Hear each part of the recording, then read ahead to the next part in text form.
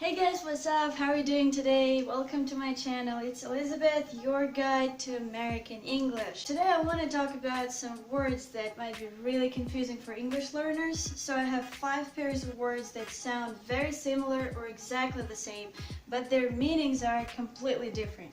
So let's see what we got.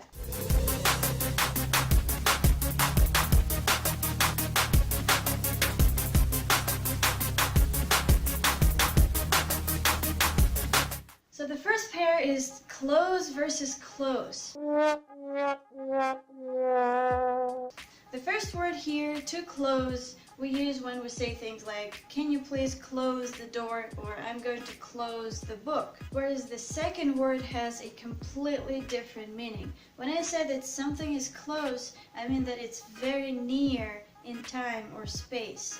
For example, if I say that the store is really close to my house, I mean that there's a very short distance between the store and my house. And if I say that I'm really close to achieving my goal, that would mean that I have almost accomplished it. So the second pair is fun versus funny, and I've heard people misusing these words very often. So here's the right way to use them. The first word, fun, means enjoying. So it's appropriate to use it when you ask people, did you have fun hanging out with your friends? And that would mean, did you enjoy spending time with your friends? Whereas the second word, funny, means that something or someone is very humorous and it makes you laugh. So it's appropriate to use it if you say, my friend is very funny. And that would mean that your friend makes you laugh all the time. And when you describe something and you say that it was fun, you mean that you really enjoyed doing it. And when you say it was funny, you describe something that made you laugh. Number 3 is used to. So I want to talk about 2 ways of using this construction. The first way is when you want to talk about something that happened in the past or was happening on a regular basis and is not happening anymore. So you can say things like, I used to go to this school. And that would mean that you went to that school when you were a kid, but you don't go there anymore because now you're an adult. Or another example, I used to play football as a teenager.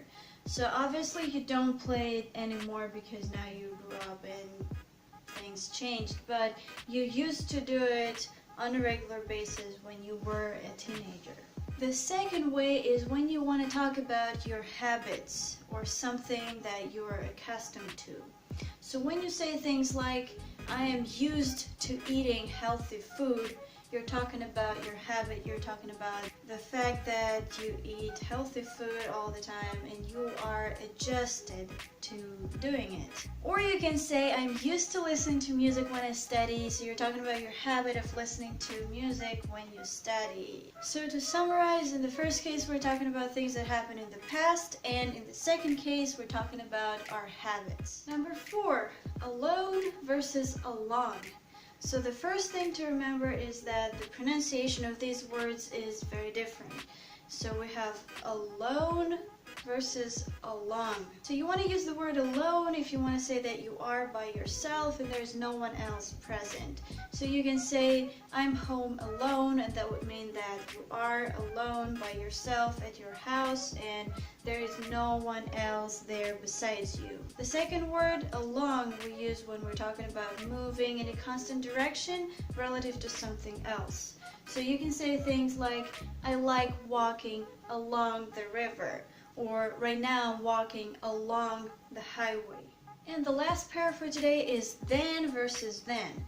So the tricky part here is the spelling of these words, so it's very important to not mess them up when you're writing. The first word, then, with an A, we use to compare things. So if you say the table is bigger than the chair, you will definitely want to use then with an A.